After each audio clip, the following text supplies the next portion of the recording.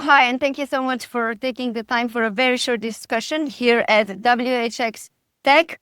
You are or have been wearing several hats. You've been in a startup. You're a clinician by background, focused on dentistry, actually. So since I actually haven't ever covered digital health in dentistry or on Faces of Digital Health, what would you say are maybe some of the exciting innovations in dentistry or the role of digital health in dentistry? Does anything come to mind? Great to chat to you today, especially here at WHX Tech. There's so much innovation taking place and so many great ideas. My career spans so many different clinical areas, and it's amazing that we sort of think about everything from dentistry at one end through to public health at the other end. And so when we're having this sort of, when we're thinking about dentistry, there are so many things we could do. Everything from the way in which patients access dental care. We could have apps for that, which we've seen in the rest of care, right? We could have the way in which people make decisions about the advice that they get. Could we use agentic AI to give people advice on when they need to perhaps do things, from whether it happens to be brushing their teeth through to when they need to see somebody? Or could we even maybe use some technology for imaging in the same way we've seen in the rest of healthcare with diagnostic imaging and the use of AI in radiology? Could we do the same in dentistry? So these are all some of the areas, but there are many more. We now have smart toothbrushes. We even have technology that will help people identify decay for themselves. That's in dentistry. But sadly, dentistry hasn't moved very much. If I look at the rest of healthcare, and I'm super lucky, I get to work across all sorts of different domains. And so we are definitely at a junction where we can see the change. And certainly in dentistry, they haven't quite got there yet. And all the problems we see in the rest of healthcare, lack of interoperability, disjointed systems, legacy technology, the lack of standards, all exist in dentistry, but even more amplified because in the rest of medicine, standards have been enforced. In dentistry, standards have not been enforced, so we see these problems amplified. Mm-hmm. My impression is that in the last few years, oral health has gotten a little bit more attention or has been kind of mentioned or elevated to just raise awareness about the importance of oral health and the broader impact poor oral health can have on other systems in the body. So is that assessment correct? Like, what are you observing? I think what we now really recognize is the fact that social determinants, wider determinants affect all of us in every part of our lives. And the same issues that affect our heart health affect our oral health. And the same issues that affect oral health affect our heart health. So these things are interconnected. Now, it would be wrong to say that oral health causes other disease, but the two things tend to go hand in hand. They're cooperative. So if you have poor oral health and you struggle eating, you might eat things that are not so good for you. It might be that you come from a deprived background, and for people that come from a deprived background, they may eat foods that are very carcinogenic. They cause decay. So we see the same problems exist in all parts of people's lives. And you're right. To a certain extent, people have been talking about oral health more recently than perhaps they did in the past. I think that's also partly driven by social media. People are more conscious about their appearance. They're more conscious about having a certain look for their teeth. And certainly in this part of the world, in the Middle East, we see much more focus on skin health, on oral health, on all sorts of things, which mean it gets a bit more attention. In places like the UK, we know that only half the population roughly see a dentist. If we get to places like the US, they've got a different set of factors. So around the world, in different jurisdictions, in different places, we see different emphasis on oral health. But we do know one thing for sure, and that is poor oral health is still a problem. It causes people morbidity, and of course, it affects people's lives. It affects their social interactions. It affects the way in which they might go to school if they're a child. It might affect a parent in terms of looking after the child. It might affect people in their jobs. People are conscious about their interactions with other people from their teeth. So oral health is important as part of someone's overall health. Mm-hmm.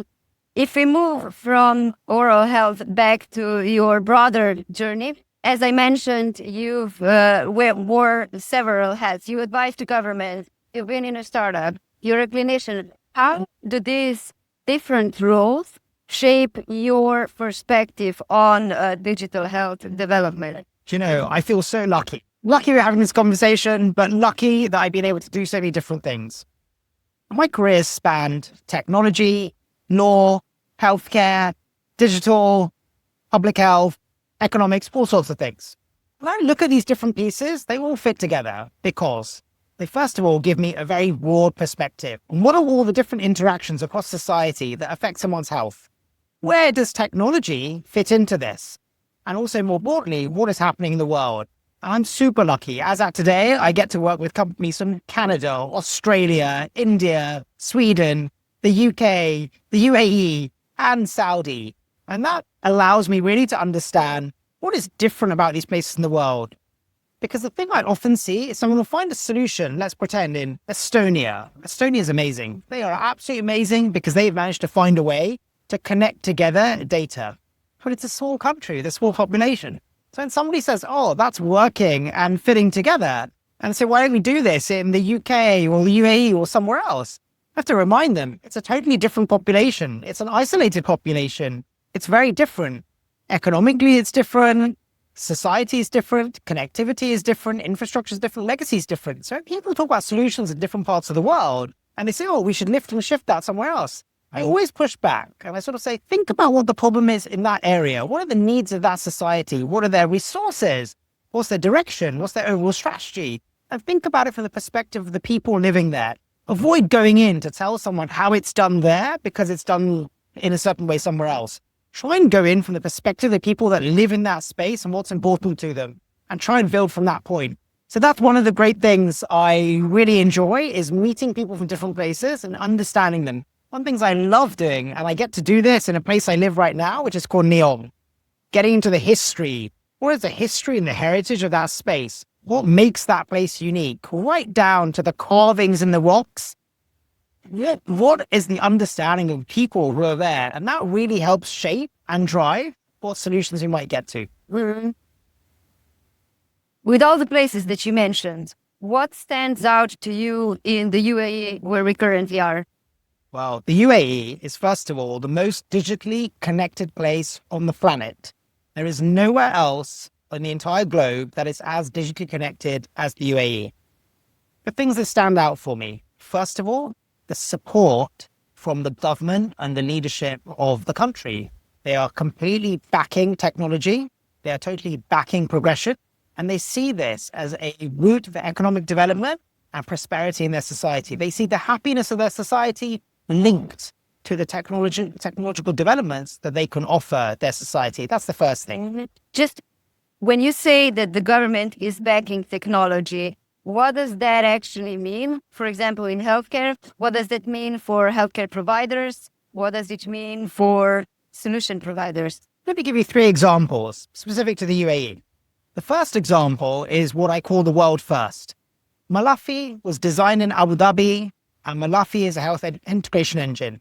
It is the first of its kind. It's the first that enforced standards in the way that it did. It's the first that connected up providers across the ecosystem. It's the first that was completely backed by a government and really made it easy to connect up data. And the connectivity to that data makes citizens' lives easier and gives them better access to care. And that is a really good example where the government has shown leadership, backed technology, implemented it, supported a program, and we now see the benefits of that. The second example, which is absolutely phenomenal, is what they've achieved in Dubai. Dubai Health, combined with Dubai Future Foundation, has launched the Dubai Sandbox. This is incredible. This is a way that they recognize that not everything that we have today in healthcare works. Regulation needs to change. And they need to listen to innovators, providers, policymakers together in a sandbox environment to establish what works, what's the evidence base, and how are they going to transform care.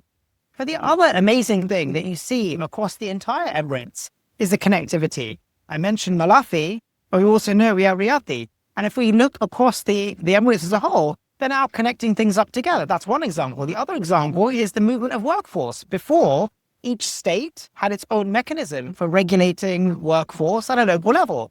They've connected up the data to operate across the entire system. But this does 2 things. It improves access for the population because clinicians can move around the system. But it makes it easier for providers because they're not worried about re-registering clinicians each time. So it's a fantastic demonstration of how at a federal level, at an emirate level, and overall between the emirates, they both collaborated to improve the use of technology to benefit the population ultimately. So what would you say that other countries can learn from this? Because it sounds like the whole culture is very open to innovation. So it's not, the attitude isn't necessarily that someone is trying to sell me something as a hospital leader. Am I getting that right? I agree with you. And I think this is such an important distinction. The first thing I find is people's willingness to listen. People here, the leadership, are willing to listen, take on new ideas, meet providers, meet vendors, meet innovators. They may not buy it, but they're willing to listen and take those ideas on. That's very refreshing. I think others can learn from this. We see this in other places too. Estonia is a good example where the leadership in Estonia, in fact, has a secondment program. What I love about the Emirates in particular, but across the whole of the Gulf, the leadership is willing to listen, to learn, to exchange ideas, to influence. That's important. We need that. The second thing you find beyond that is I find the super intelligent people that are amongst the leadership, incredible engineers, incredible doctors, data scientists who collectively work out what are the solutions that are going to work for them and how are they going to implement this and follow through. So it's about making decisions. Now, sometimes those decisions are right for that moment and they have to change. But rather than not making a decision, you see people making decisions for the benefit of the population.